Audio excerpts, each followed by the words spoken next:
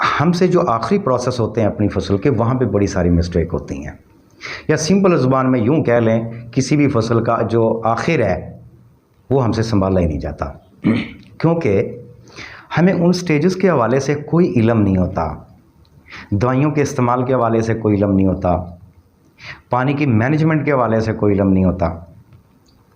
इस तरह के मामलात हो जाते हैं। धान की फसल का प्रोसेस चल रहा है। अब मूंजर का जो लाइफ है उसके हवाले से आज की वीडियो में क्या क्या चैलेंजेस होते हैं, इसको कितना दौरानिए पे मुहित है, छोटी स्टेजेस कौन कौन सी होती हैं, मुमकिन बीमारियां कौन कौन सी हैं, और कुछ गलत फहमियाँ हैं। बीमारी कुछ होती है, स्प्रे कुछ कर रहे होते हैं, तो इसको कंट्रोल कैसे करना है, इसको मैनेज कैसे करना है, पानी की मैनेजमेंट कैसे करनी है, ये सारी चीज़ें आज की वीडियो में आपको देखने को सुनने को मिलेंगी। तो सबसे पहले हमारे इस चैनल को सब्सक्राइब कर लें। हमारी अली एग्री इन्फो जो किसानों की कम्युनिटी है, इसका हिस्सा बने। डिस्क्रिप्शन में व्हाट्सएप के लिंक दिए गए हैं, उनको ज्वाइन करें। देखिए, सबसे पहली बात तो ये है कि धान की फसल में जब पहला मूंजर निकलता है तो 10 दिन के अंदर अंदर आपके पूरे खेत के मूंजर निकल आते हैं, यानी कि 10 दिन में नसारा कंप्लीट हो जाता है। तकरीबन 4, 5, 6 दिन के बाद इसकी पोलिनेशन का अमल शुरू हो जाता है। बिल तरतीब चलता है, जैसे जैसे मूंजर निकल रहे हैं 1 बाय 1, इसी तरीके से उन मूंजर्स को पोलिनेशन का अमल शुरू हो रहा होता है 5 दिन का वक्फा डाल के तकरीबन। तो इसलिए 10 दिन में अगर हमारी नसारे का काम कंप्लीट होता है तो 15 दिन पे जाके हमारी पोलिनेशन का काम कंप्लीट हो जाता है। तो ये तकरीबन 15 दिन के मुहित है। अच्छा, इसके बाद मिल्किंग स्टेज शुरू होती है, वो भी 10 से 12-15 दिन पे होती है, या मूंजर निकलने से 27, 28, 29 डेज़ पे जाके मिल्किंग स्टेज कंप्लीट हो जाती है। इसके बाद के जो 12-15 दिन होते हैं, हमारे दाने ने यहाँ पे अपनी मैच्योरिटी लेनी है, कलर बेहतर करना है, पुख्ता होना है और कटाई के लिए तैयार होना है। तो ये टोटल 38, 40, 42, 45 दिन बनते हैं, इससे ज़्यादा नहीं। तो 3 बड़े दौर हैं इस पूरे दौरानिए में। सबसे पहले तो मैं पानी की मैनेजमेंट को एक साइड कर दूं पहले ज़िक्र करके, उसके बाद इसमें जो चैलेंजेस हैं उनके हवाले से बात करेंगे। देखें, जब आपकी फसल पे मूंजर निकलना शुरू हो गई तो आपको पता लग गया नसारा शुरू हो गया, तो अब अपने खेत में पानी खड़ा रखना शुरू करें। तो कोशिश करें एक बैलेंस पानी लगाएं, बहुत ज़्यादा पानी ना दें, थोड़ा थोड़ा पानी रखें, और 15 दिन तकरीबन आपने अपनी फसल में पानी रखना है। इसमें कभी कोई कोताही हो जाती है 1-2 दिन की बड़ी मजबूरी से, तो एक अलग बात है, लेकिन अपनी तरफ से कोशिश करें कि आप पानी जो है ना, ये 15 दिन जब तक आपकी फसल की पोलिनेशन कंप्लीट नहीं हो जाती, इसके नीचे पानी खड़ा रखना है आपने। तो मूंजर जब दिन निकलने शुरू हो जाए, पानी लगाना शुरू कर दें, और जब पोलिनेशन कंप्लीट हो जाए, ये 15 दिन तकरीबन बनते हैं, 14 भी हो सकते हैं, 13 भी हो सकते हैं। ये एक दौरानिया जब अपनी फसल में पानी खड़ा रखना है। उसके बाद आपकी जो फसल है, इसके ऊपर पोलिनेशन का अमल कंप्लीट हो जाता है और मिल्किंग स्टेज शुरू हो जाती है। अच्छा, चूँकि जिस तरीके से टिलर्स आगे पीछे होके निकलते हैं बेतरतीब, इसी तरीके से मूंजर भी इसके आगे पीछे होके निकलते हैं, इसी तरीके से पोलिनेशन भी बेतरतीब हो रही होती है, और इसी तरीके से मिल्क भी बेतरतीब सारी चीज़ें चलती हैं। तो आपने ये देखना है अपने खेत में राउंड लगा के तकरीबन 70% फोक में आपको मिल्क नज़र आना शुरू हो गया है, तो इसका मतलब आपकी मिल्किंग स्टेज शुरू हो चुकी है। तो यहाँ पे आपने पानी नहीं रखना, यानी कि मूंजर पोलिनेशन कंप्लीट होने पर आप बंद करेंगे पानी। अच्छा, इसके बाद क्या होगा कि कुछ ज़मीनों की नौयत ऐसी होती है, मेरा टाइप में, वो ज़्यादा पानी मांग लेती हैं, कुछ को ज़्यादा की ज़रूरत नहीं होती, लेकिन आपने एक पानी हार्ड स्टेज पे, यानी कि जब मूंजर निकलने के 25 से 29, 30 दिन के दरमियान में जब आपकी जो मिल्किंग स्टेज है ये पुख्ता हो रही है, हार्ड स्टेज कहते हैं इसको, यहाँ पे आपने एक पानी फिर लगाना है, ठीक है। इसके बाद आपने फिर पानी अपनी फसल को नहीं देना, क्योंकि इसके बाद 10 से 12 या 15 दिन बाकी रह जाते हैं, तो आपने फिर इसके बाद वतर देना है अपनी फसल को। अगर फिर भी पानी लगा रहे हैं तो हो सकता है आपकी फसल गिर जाए या कोई इस तरह का मसला आए। बहरहाल 10 दिन 12 दिन या 15 दिन रह जाते हैं आपकी हार्वेस्टिंग को, फिर आप पानी ना लगाएं। ये तकरीबन मुंजर की लाइफ का 26 से 28-29 दिन होते हैं, ठीक है। और पहचान ये है कि आपके जो बीज हैं इनके अंदर दबाने से कंप्लीट दाना बन चुका है और ये सख्त हो चुका है, ठीक है। यहाँ पे आपने आखिरी पानी देना है। तो पानी की स्टेज जो है वो भी मैंने बता दी है। इसके बाद आगे हम चलते हैं, इसमें मुमकिन ख़दशात देखें। एक तो स्प्रे के हवाले से बात करूँगा कि टाइम कब है स्प्रे का। देखें, हमें तेले के लिए स्प्रे करनी पड़ सकती है, हमें बैक्टीरियल बैनिकल ब्लाइट के लिए स्प्रे करनी पड़ सकती है, या और भी मजबूरियां हो सकती हैं किसी डिज़ीज़ के लिए स्प्रे करने की। तो उसका वक्त क्या है? देखें, पहली चीज़ तो ये है कि जब आपकी मुंजर निकल रही है, तो जब समझ रहे हैं कि पोलिनेशन भी शुरू हो गई और 10% तक पोलिनेशन हो गई है, तब तक आप स्प्रे करें। उसके बाद अब देख रहे हैं कि पोलिनेशन 70-80% हो गई है, उसके बाद मजबूरी है तो फिर स्प्रे कर सकते हैं दाना सख्त होने तक, या जब तक आपकी फसल की छत सब्ज़ नज़र आ रही है उस वक्त तक आप स्प्रे कर सकते हैं। या बहुत ज़्यादा इमरजेंसी हो गई है, डिजीज़ फैलती जा रही है, पोलिनेशन स्प्रे का टाइम नहीं दे रही है, अब क्या करें? देखें, पोलिनेशन सुबह से दोपहर तक चलती है, उसके बाद नहीं होती। उसके 2 एहतियातें अगर आप करें तो आप स्प्रे कर सकते हैं। नंबर 1 आपने दोपहर के बाद स्प्रे करनी है, यानी कि 3-4 बजे के बाद स्प्रे करें। नंबर 2, स्प्रे करते वक्त आप जो आपका शावर है उसको थोड़ा सा उठा के रखें। बिल्कुल डायरेक्ट आपने मुंजर को प्रेशर नहीं देना, इतना उठाना है कि 2-2.5 फुट शावर ऊपर जाए और ऊपर से नीचे गिरे शावर है हमारी ग्रेन के ऊपर, ठीक है। ये 2 एहतियातें करें तो आप पोलिनेशन के दौरान भी स्प्रे कर सकते हैं, कोई मसला नहीं है। तो ये अब पानी की मैनेजमेंट भी मैंने बता दी और स्प्रे की मैनेजमेंट भी मैंने बता दी कि आप कब कब कर सकते हैं।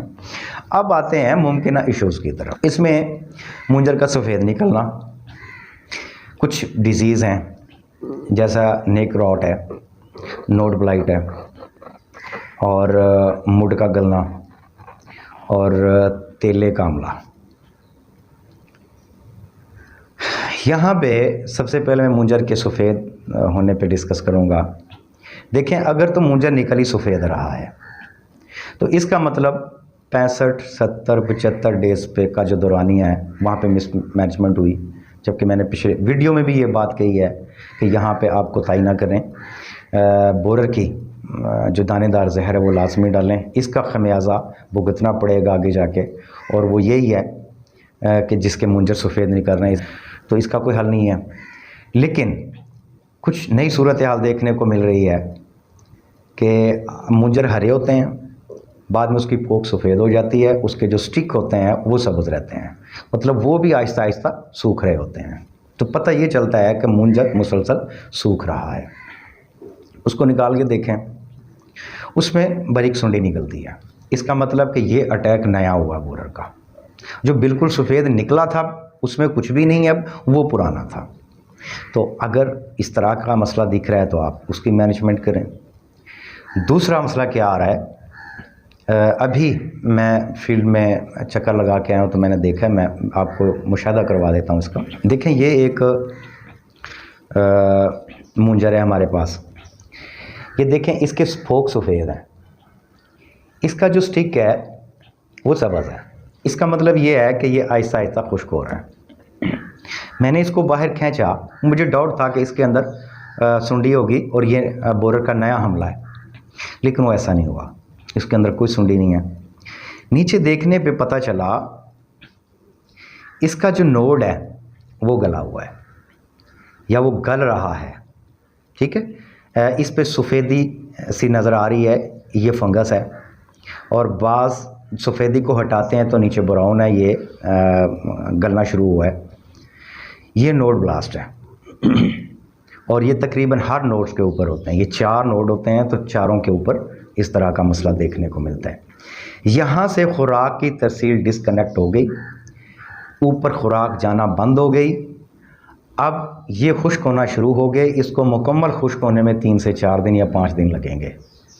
तो आपने इसको देखा दूसरे दिन या तीसरे दिन, तो ये सूरत हाल थी कि इसके फोक सफ़ेद हैं और इसका जो स्टिक है वो सब्ज़ है, जो आहिस्ता आहिस्ता ये भी सफ़ेद हो जाएगा। इसके अलावा एक और भी मसला देखने को आया, जैसा कि ये है, इसमें भी आप देख रहे हैं बिल्कुल ये फोक सफ़ेद है, इसके स्टिक भी सब्ज़ हैं अभी, लेकिन आहिस्ता आहिस्ता खुश्क हो रहे हैं। तो मुझे लगा कि इसमें भी शायद फिर नोड ब्लास्ट हो या नया बोरर का अटैक हो। तो ये दोनों ही मसले नहीं थे इसमें तीसरा मसला ये था कि इसकी जड़ों में इशू था, इसकी जड़ें गल रही थी। ठीक है, तो जड़ों से ही खुराक की जो तरसील है वो इसको मिलना बंद हो गई, जिसकी वजह से ये मसले देखने को आ रहे हैं। अच्छा, अब आपके पास 4 वजूहात हो गई दाना जो मुंजर है सफ़ेद देखने की। एक पुराना हमला है बोरर का, एक नया हमला है बोरर का, एक जो नोड ब्लास्ट है और एक रूट ब्लास्ट है, या इसे स्टिम रॉट भी कह सकते हैं, इसी ज़ुमरे में आता है। इसके अलावा भी हैं दाने सफ़ेद होने की वजूहात। ठीक है, ये जो मुंजर की गर्दन होती है, यहाँ पे गांठ होती है, यहाँ पे पहले एक ब्राउन धब्बा बनता है, आहिस्ता आहिस्ता वो फैलना शुरू होता है। इसको जब स्ट्रॉ होता है, चूँकि ये इसको हम चीर के देखते हैं तो ये अंदर गला हुआ होता है, तो इसे गर्दन का बबका भी कहते हैं। काफ़ी सारे नाम हैं। तो इससे आगे के सारे मुंजर जो है वो ख़राब हो जाता है। इसके अलावा ये भी चीज़ देखने में आती है कि सारा मुंजर सफ़ेद नहीं होता, उसकी कोई एक झालर सफ़ेद होती है, वो उसके नोड के ऊपर ये प्रॉब्लम होगी।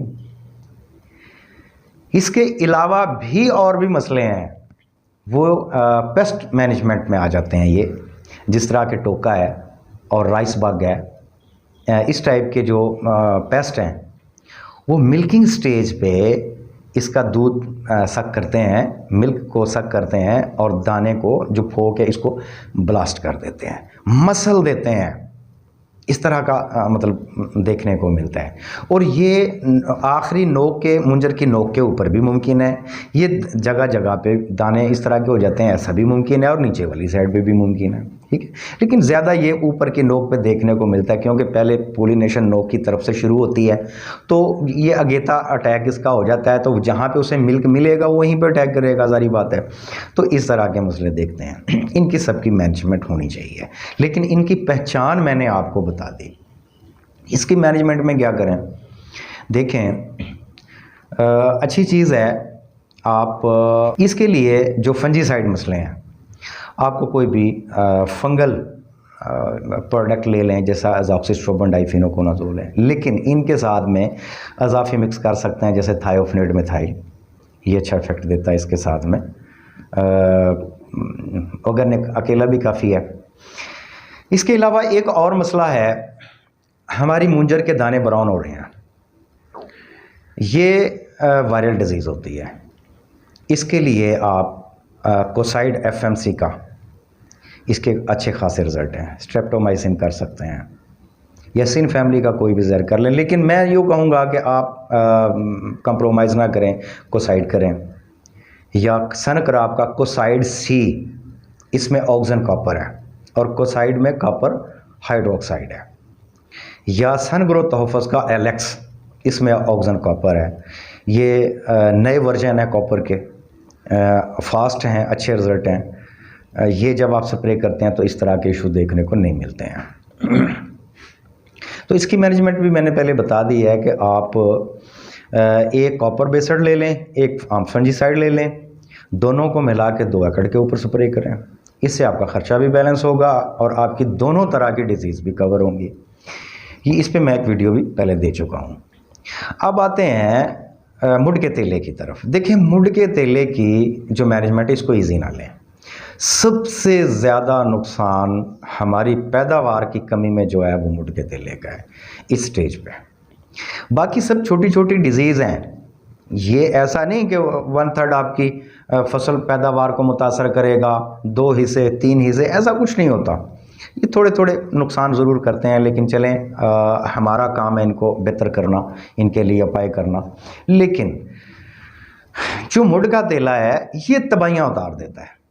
इसकी पहचान सबसे पहले ये है कि जब आप ओवरऑल अपनी फसलों को ऊपर खड़ा देखते हैं, जगह जगह से जली हुई टलियां नज़र आती हैं। जब इनको आप जाके चेक करते हैं तो इनके नीचे जो तने हैं वो ब्लास्ट हुए पड़े होते हैं, पराली फोक, उसमें बिल्कुल जान नहीं होती, खुश्क। और अगर अकेला पौधा हो तो कभी इधर गिर जाता है, कभी इधर गिर जाता है, उसके नीचे तो है ही कुछ नहीं है, वो उसका जितना भी रस है वो सक कर लिया। तो एक दूसरे के सहारे लेके खड़े रहे होते हैं। इसके लिए बारिश होना ज़रूरी नहीं है, हवा का चलना ज़रूरी नहीं है, ये गिरे गिराए होते हैं। तो इससे क्या होता है कि जो ऊपर हमारी मूंजर है वो अनकम्प्लीट रह जाती है, क्योंकि नीचे से मुड़ गल जाने की वजह से या सक हो जाने की वजह से खुराक की तरसील डिस्कनेक्ट हो गई, तो वो वहीं पे ख़त्म हो जाता है। तो ये फिर फैलता बड़ा ज़्यादा है। तो इसकी मैनेजमेंट जो करनी है वो अकेले की स्प्रे करें, इसमें बिल्कुल कोई दवाई शामिल ना करें। बहालत मजबूरी कोई एक दवाई शामिल कर सकते हैं, लेकिन ऐसा नहीं जैसा ट्रेंड चल रहा है, पोटाश भी लिया, बोरान भी लिया, इज़ा बयान भी लिया, अमिस्टा टॉप भी ले लिया, इसके अलावा जनाब हमने कॉपर ऑक्सीक्लोराइड भी ले लिया और फेप्रोनिल भी ले लिया। ये 7-8 स्प्रे में खुदा का खौफ करें, ये मतलब किस तरफ चल पड़े हैं और क्यों कर रहे हैं कि भाई मेरे हमसाये ने ये कर लिया, या पेस्टिसाइड जो शॉप है उन्होंने कहा जी आप ये कर रहे हैं तो साथ में ये भी डाल लें, आपका क्या जाता है। वो खुदारा उन्होंने अपनी शॉप अपनी दवाइयाँ सेल करनी है, आप तो अपनी मैनेजमेंट बेहतर करें। बड़ी माजरत के साथ पेस्टिसाइड लाइन के जो दोस्त हैं उनसे, लेकिन ऐसा हो रहा है। ठीक है, ये दवाई भी शामिल कर लें, ये दवाई भी शामिल कर लें। आप पैसे का ज़िया कर रहे हैं, आप अपनी फसल का रिस्क ले रहे हैं, आप हर साल ही ऐसा करते हैं, लेकिन क्या फिर भी तेले के नुकसान से आपकी फसल बच जाती है? फिर भी नुकसान होता है। तो इसको संजीदा लें जो तेले की मैनेजमेंट है, और इसको अकेला ही स्प्रे करें। और ये स्प्रे आप मूंजर निकलने से शुरू कर सकते हैं और मूंजर पुख्ता होने तक, या जब तक आपकी फसल की जो छत है वो हरी नज़र आ रही है वहाँ तक आप इसकी स्प्रे करें। जब आपकी छत रंग बदल जाए, जितनी स्टोरेज है खुराक की वो दाने की तरफ आ जाए, जहाँ जैसे जैसे स्टोरेज ख़त्म होती है दाने जो पत्ते हैं वो पीला होना शुरू हो जाते हैं, तो यहाँ तक आप स्प्रे कर सकते हैं, इसके बाद नहीं। उसके बाद एक हल है, तो आप क्लोरोपायरीफास 1 लीटर 10 किलो रेत के साथ मिला के छटा करवा सकते हैं, लेकिन ये आखिरी ऑप्शन होता है। लेकिन इसके बाद डेज़ भी बहुत कम बचते हैं, क्योंकि हफ्ता 1.5 हफ्ते की बात होती है, उसके बाद आपकी फसल हार्वेस्टिंग की तरफ आ रही होती है। तो ये मैनेजमेंट आपको लाजमी करनी चाहिए। मज़ीद कोई चीज़ पूछना हो तो आप व्हाट्सएप इनबॉक्स में आ सकते हैं, ग्रुपों को ज्वाइन कर सकते हैं। मुझे उम्मीद है आज की वीडियो आप लोगों के लिए यूज़फुल होगी। आज की वीडियो में इतना ही, इजाज़त दीजिए, अल्लाह हाफ़िज़।